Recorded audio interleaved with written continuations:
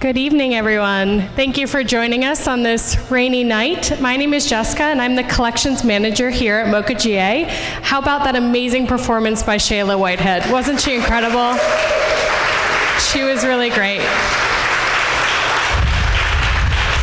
So I'm going to bring Masud out here in just a second, but I want to tell you a little bit about our Working Artist program and about the man himself. So Masud is one of our 2015-16 Working Artist Project winners, and he was selected by Saisha Grayson, who's a curator at the Brooklyn Museum of Art. So each year with the Working Artist Project, we bring in a guest curator who selects 3 really great established artists in Atlanta from hundreds of applications. And each winner gets a $15,000 stipend, a studio assistant, a solo exhibition at MOCA GA, and a catalog. And this great program is funded by the Charles Lordians Foundation, the NEA, as well as Binders, who provides $1,000 for each artist in supplies.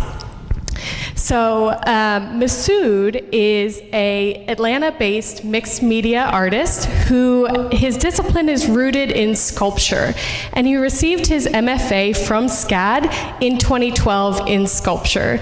Since then, he's exhibited nationally as well as internationally in France and China. And I'm going to look down and read for this part so I can tell you all his great accomplishments. But he's had residencies as places such as the Hambidge Center and the Creative Currents in Portobello, Panama. He has also won many awards, including the 2015 Idea Capital Grant and the 2015 Southwest Airlines Art and Social Engagement Award. So without further ado, I'm going to bring out Masud to tell you about Poetics of the Disembodied.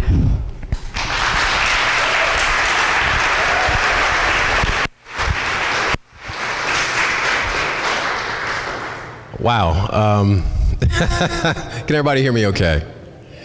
Good. First of all, it's great to see you guys. I didn't know what to expect, this being my first museum artist talk, and to look out and see such a broad spectrum of the human family, every shade, social class, I'm sure, educational levels, just a really beautiful, diverse body of the human family. So I just want to thank you all for coming out on this night, taking time from your day to spend a little time with me.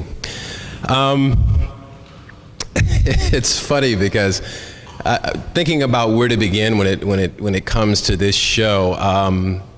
First of all, getting the MOCA GA Working Artist Project grant for me has been a real blessing. I started off in college at the Parsons School of Design in New York City. a long time ago. I'm not even going to say when that was, to preserve a little bit more of my dignity. But anyway, I transferred and finished up undergrad at Morehouse College under the tutelage of Frank Toby Martin. Some of you may know Frank, who passed away a few years ago, who was really instrumental in terms of my artistic development. He was somebody who initially I started off as a two-dimensional artist, a painter, but because of his influence, I switched over to sculpture. There's one of the pieces in the show, which is right behind this brother here with the blue shirt on. That's Frank Toby Martin, my professor at Spelman College.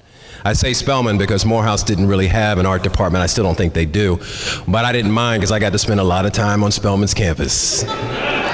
Which was a good thing. So, and nevertheless, from there, I spent a little time at Virginia Commonwealth University in Richmond and completed my graduate studies at Savannah College of Art and Design.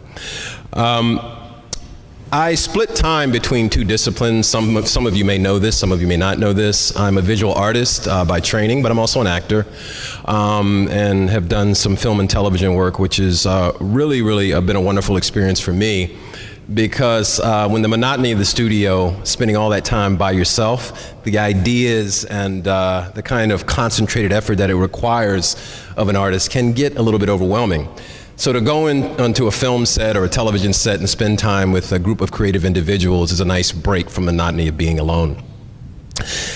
As I started thinking, once I found out that I got this award, about what I wanted to do, I have as you look around the room, I guess most of you have done that already, but I have a strong interest in a diverse body of work. I don't really consider myself an artist that works in one discipline. I do paint, but that's not all I do. I do draw, but that's not all I do. I make three-dimensional sculpture and I do other things. From the beginning, I think at the core of my practice is a love of materials. And the way that materials are invested with their own kind of sociological, psychological implications, their own history. And as an artist who tries to be conscious of that, it's my job that I see in interacting with a diverse body of materials is to exploit that history. But not to overpower it with my hand, not to impose so much of my own self, but to discover what the history is of a particular material. The work, as you see, it has a lot of historical associations as well. I jump from eras. There are some things here that reference period of slavery and Jim Crowism. There are things here that reference the prison industrial complex. There are things here that tell a very personal narrative about my own story and development. And there are things here which deal with more of a kind of intimate experience of individuals and passing down of information from one generation to the next. One thing I do want to say before I go forward, I do view this process as participatory, so please do not feel like you have to be silent. If there is a question, if someone has a question as I'm moving forward, please don't be shy about asking questions. I love dialogue, and to be honest with you, I hear myself talk so much, I get kind of tired of my own voice, okay? So please feel free to do that. I figured we could just kind of move around the room and kind of talk about the work. Does that feel good to you guys? How does that feel? Okay. One of the things that has come up in regards to my work sometimes is that a few people have said that they find sometimes it difficult to read or to get exactly what I'm talking about. I have to say from the outset, as an artist, I'm not really interested or invested in you getting exactly what I mean in a particular work. What I am interested in doing is setting up a particular situation that has some kind of historical, psychological, spiritual associations, and then trusting in your ability as an intelligent human being to complete the narrative for yourself. So what I find really fascinating is that an artwork means something to me, but then it can mean something very different for you, for you, for you, and for you. Hopefully I give you enough clues so that you're in the ballpark. I don't care if you hit a home run or not, but as long as you're in the ballpark and you get maybe a little bit of what I'm talking about, I'm fine with that. Now that I've said that, I'll give you some clues. I'll start off over here. I spent some time doing a residency at the Savannah College of Art and Design for 2 months, which was really, really remarkable. And during that time, I was able to, everybody been to Savannah? Most people have been in Savannah. If you haven't, I do encourage you to go. Atlanta's interesting because Atlanta has such a rich history, but because Atlanta was burned down during the Civil War, the visible registry of that history is more difficult to find. Savannah has not done a great job of giving oratorical testimony to that history, but it's inescapable because it's in the buildings, it's in the cobblestone streets, it's everywhere you look. So you can't really escape it in Savannah. And being there, I was really overwhelmed by the presence of the ancestors. I felt it very strongly, and particularly the slave ancestors that had such a strong impact on that city. So while I was there, I was able to arrange 2 trips, one to Sapelo Island and one to Ossabaw Island. I wanted to go to Sapelo and Ossabaw because of the strong imprint of slave history and the African presence that is on those islands. This group of photographs is basically taken during my time on Sapelo and Ossabaw Islands. The second one from the left is in Sapelo Island. Something about that photograph, guys, it was freezing that day, but the water was 72 degrees. I could have swam and been warmer than I was outside of the water. But this piece for me, if you notice my face and my hands are painted blue, according to slave history and African history in the Georgia Islands and also off South Carolina, they would paint the inside of their houses a color called haint blue. Now that's haint, H-A-I-N-T. Haint blue is a color that was considered to be a bringer of good spirits. It would ward off evil spirits. So you would go into many slave homes and you would find the walls painted this kind of haint blue. So that's why I painted my hands and my face. There was a kind of ritualistic quality to dressing up this way.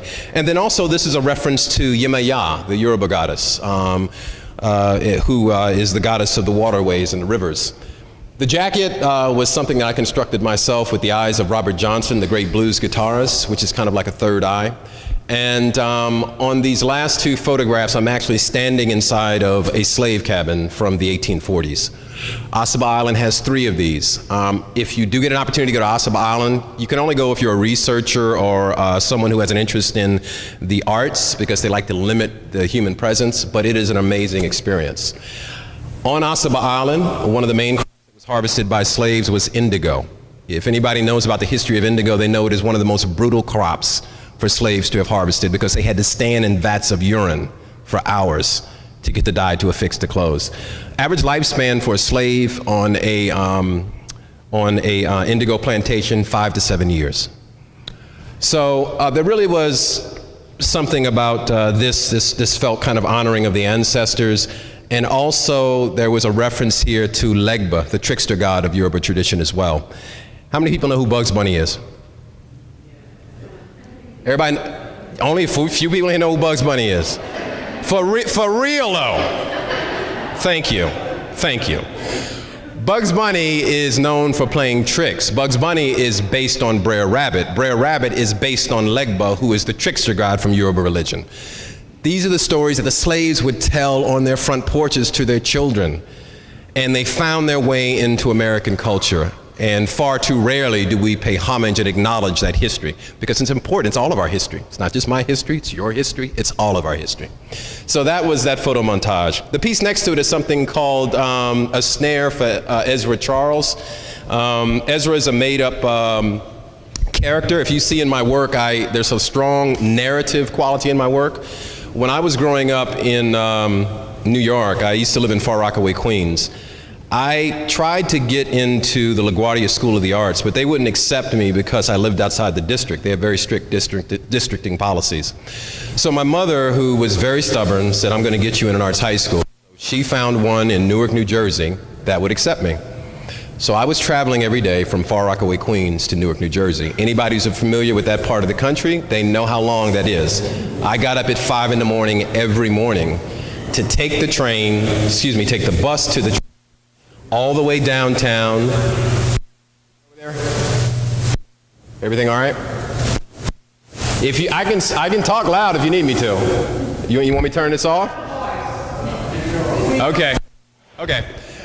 So I would get up every morning at 5, take the bus to the train, take the train all the way down to World Trade Center Station, get off World Trade Center Station, get the PATH train, take the PATH train in the Penn Station in Newark, take the bus uphill, get off and walk over 2 blocks to school.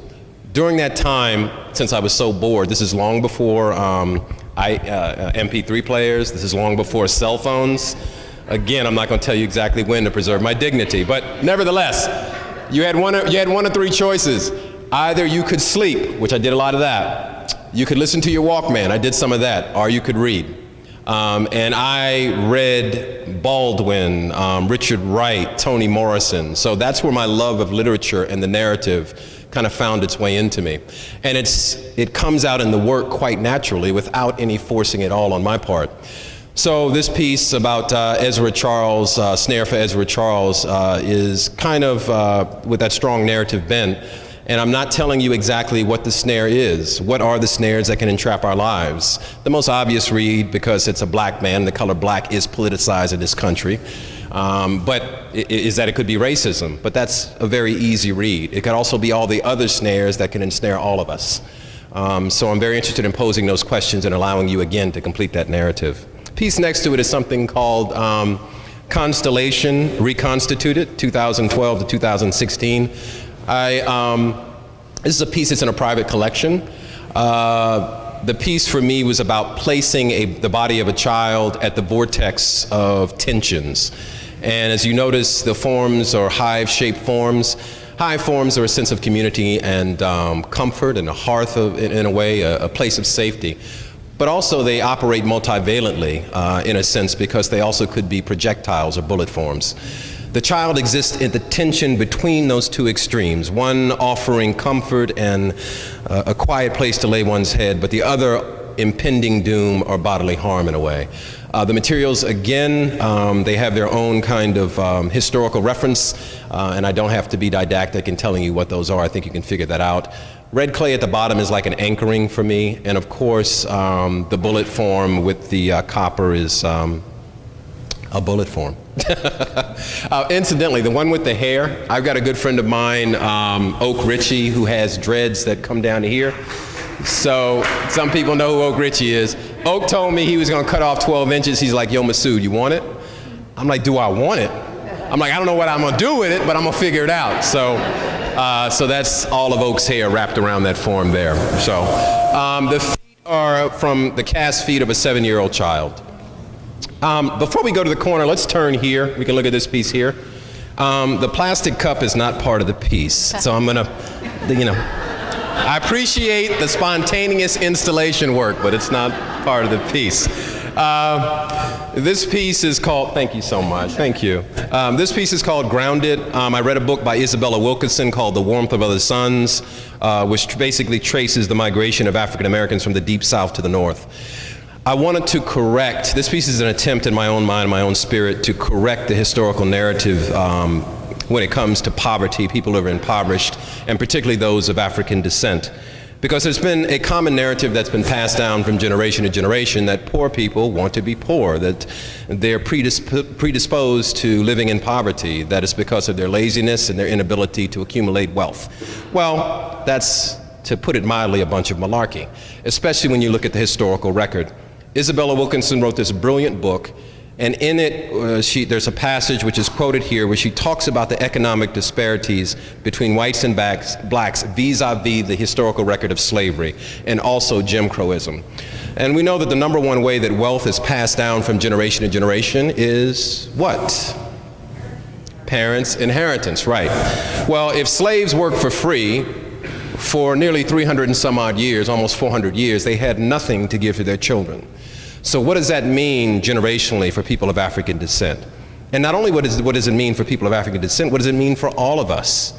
Because you have people that are just basically confronted with an issue of survival, and all that beautiful human potential that has been bestowed upon them is not allowed to flourish because of the difficulties they've been born into. So this is an attempt to, a visual attempt to kind of correct the narrative. The plane is an aspirational vehicle. Its nature is to want to fly. It wants to move from a lower plane of existence to a higher.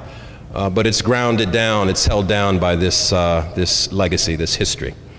So, anyway, grounded.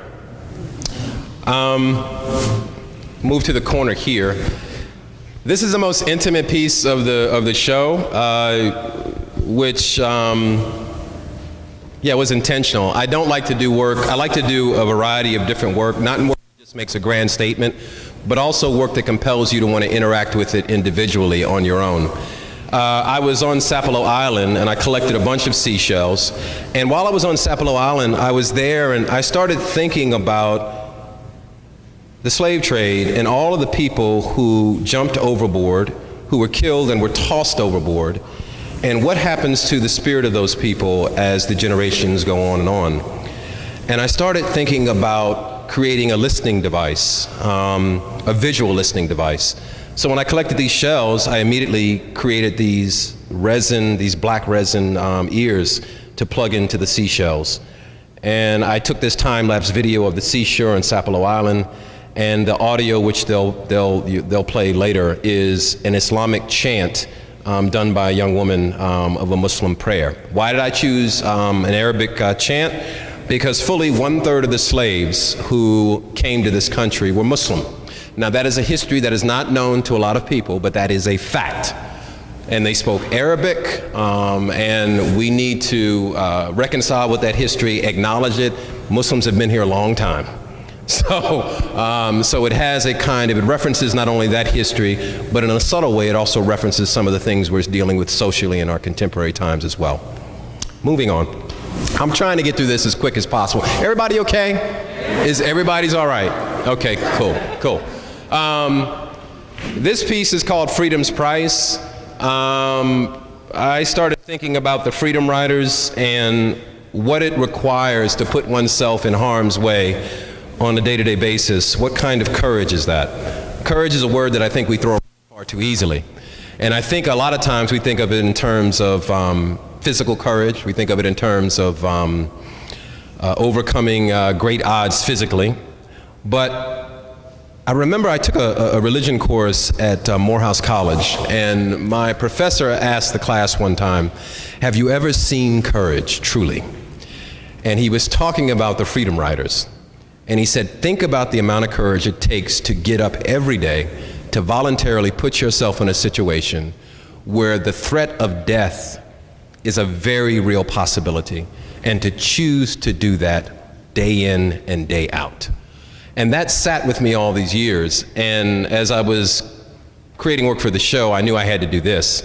So the portraits are of freedom riders, lesser known figures of the freedom riders movement. I wanted to choose them because they didn't get all the press, they didn't get the big stage, but they got up anyway, and they went to these places and they put their bodies, their minds on the line for something that was greater than themselves. And I don't know about for you, but for me, that is an amazingly inspiring gesture that continues to inspire me as I move forward as an artist. The slingshots are pretty self-explanatory.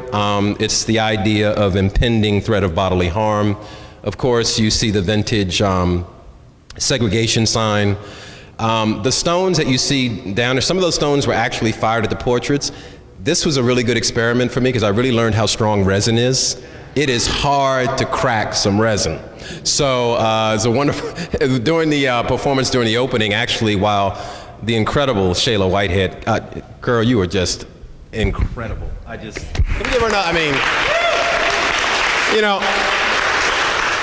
as an artist, one of the wonderful things that you learn, or that I have learned, is that the beautiful thing is that hopefully you get to meet other artists who bring something to the table that you don't. And to be able to meet this really gifted, wonderful young woman who brings this incredibly heavenly voice and just makes that piece over there was just an extraordinary gift. So Shayla, I thank you so much for being here. Thank you. So again, portraits of lesser known figures of the freedom riders, the slingshots, stones are pretty self-explanatory. This is one of those pieces where you don't have to have a PhD to figure out. If you spend 5 minutes with it, you can kind of get it. But anyway, Freedom's Price. There's a quote on the side from Martin Luther King Jr., which says, unearned suffering is redemptive. So, moving on over here, this piece is titled Writer's Block. It is a collection, obviously, of typewriters. that I got from eBay. If there is anything that you ever want, you can't find it in the store, go to eBay. These are people who were significant in my life, and this is a way of honoring their story. The beautiful thing about the human family for me is that we all have a story, and everybody's story is worthy of being told. And so the typewriter for me is an honorific device. It is a way of honoring and capturing kind of a snapshot of who these people were. This was my professor, Mr. Martin, as I told you. Batima Tene Cochran, who was an incredibly talented young woman who I was very much in love with at Spelman College, who contracted breast cancer and died at the age of 24 while she was a graduate student at Tisch School of the Arts as a drama major. My mother, my great-grandmother, that's me, is like 10 years old. Raymond Sanders, who's a composite character, he doesn't really exist, but Raymond Sanders was a kind of a composite figure of people that I knew growing up. He represents somebody who was a very gifted athlete and put all their kind of energy into being a successful athlete and then got injured, and once the athletic dreams were over, kind of lost sight of himself. So, this is a drawing of my father and myself. He is about 4 years old. And yeah, just, I wrote all this stuff, so it's very, in a way, it's very sentimental to me, but it's also a very honest way of trying to capture the story of these individual people. So I don't want to talk much more about that. I think you guys can get, anyway. Moving on, this piece is titled Tight Packers, A Depleted Harvest. In the 19th century, well, during slavery times, there were two methods of packing slave ships. There was something called loose packing, which was, the theory went that if slave captains packed less people in the hull of a ship, they would decrease the possibility of disease and deaths. And therefore, once they delivered their captives to port, they would maximize their bottom line. The second method was something called tight packing. The theory with tight packing was that slaves are going to die anyway. So what I want to do is I want to get as many people in the hole as I possibly can to account for the ones that are going to die, and thus maximize my profit at port. I like sardines, as I'm sure you can tell. There were 100 of these that I drew. We could only get 90 in the show. I didn't eat all these by myself, but I ate enough to let you know that my amino acid count is off the charts. I wanted to take the term of tight packing and superimpose it on a contemporary idea, which is the prison industrial complex. So when I think about the sardine can as a vehicle, I'm thinking about a confined space, something that constricts and constrains. So I drew these portraits of these African American men because of the disproportionate representation of black and brown men in the prison system. And then I inscribed prison numbers on the inside lip of the peeled can. The photograph at the center obviously is a graduating class. The missing people are theoretically these gentlemen who are missing from graduation. And the idea is a depleted harvest because a harvest is what you get after you've planted and nurtured something. And the fact that we, as a community, unfortunately, have cast away so many potentially remarkable individuals who could have made remarkable contributions to us as a society is a tragedy. And hopefully we'll get a little bit wiser and start to correct that historic wrong. Tight Packers, A Depleted Harvest. Now, this piece is titled Root Anchor After Gober. Some of you know who Robert Gober is. He's a pretty well-known sculptor. He did a piece with some feet that came out of a wall that I kind of liked. The funny thing about making art, guys, sometimes, you know, some things you plan and you have to work on for a long time.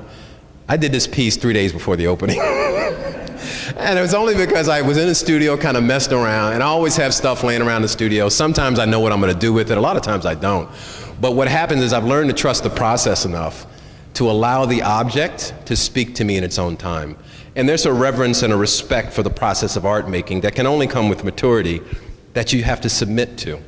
So I saw this foot, this cast resin foot that I had in the studio, this rope, which is woven out of dreadlocks. Some of it's mine, actually, but not all of it. And this anchor. And for me, there's some references to lineage here and history and so forth and so on. But again, a person could interpret this a number of ways. Somebody told me it felt like death, which is a legitimate read, I suppose. So anyway, this piece is called A Sentiment. Again, I'm not interested in defining or telling you what the sentiment is. A sentiment is something that you feel. Could be a memory, could be an offering. But there are some things about it that I think point to a particular history. The rope is charred, which has a particular resonance for a variety of situations, but for me as an African American, it has a particular resonance as well. And then there's this kind of mothering instinct of this ornate pillow, which is kind of cut. Can everybody hear me? You all right back there? You all right? Okay, okay.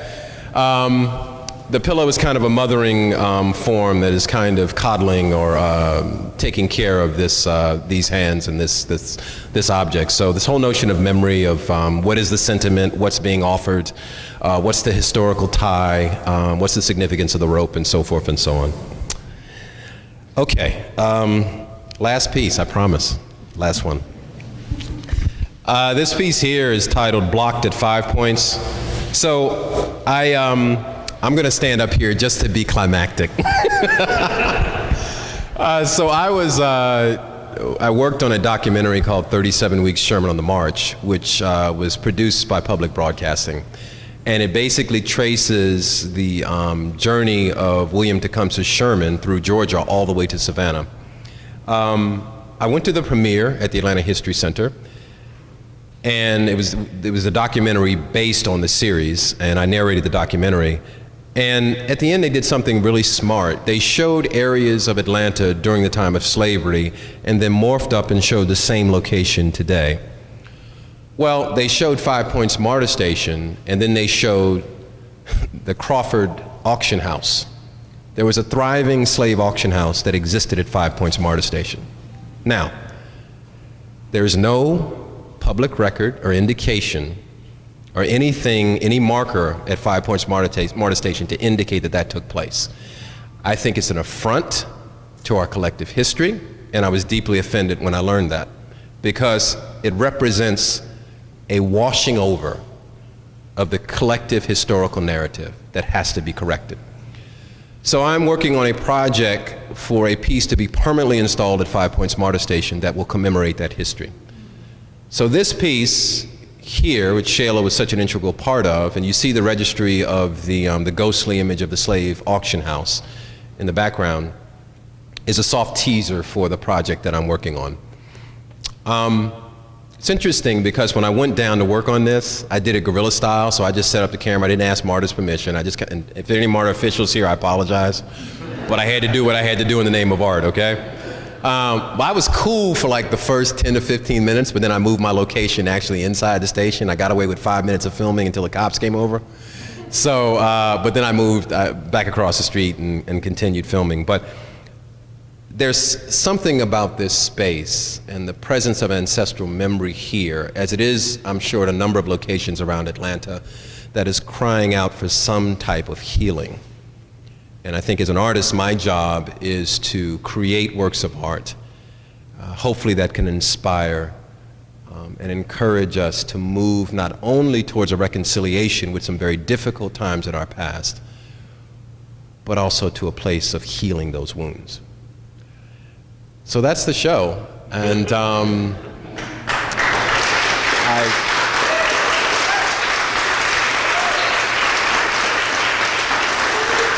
Masud, I just want to say thank you. Oh, thank you. Thank you for bringing this powerful exhibition to MOCA, but most of all to all of us. Oh, thank Thank you. you. Thank you. Appreciate it. Thank you, guys.